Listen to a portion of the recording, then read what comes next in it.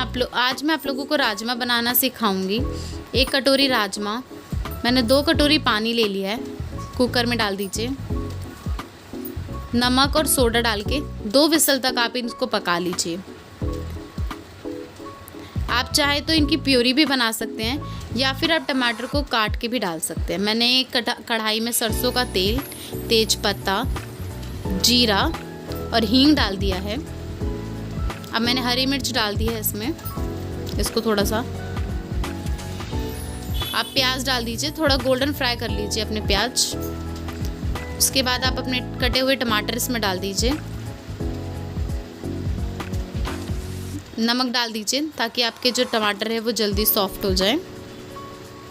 इसमें 1 छोटी चम्मच मैंने हल्दी डाला है, 1 बड़ा चम्मच मैंने धनिया डाला है और 2 चम्मच मैंने सब्जी मसाला डाला है। अब आप मसालों को अच्छे से पकने दीजिए जब तक आपके टमाटर तेल नहीं छोड़ देते। और ये लाल मिर्च और कश्मीरी मिर्च को डाला है। इसके बाद आप अपने राजमा को इसमें डाल दीजिए और आपके राजमा रेडी है। Thank you for watching my video. Like, share and subscribe my channel.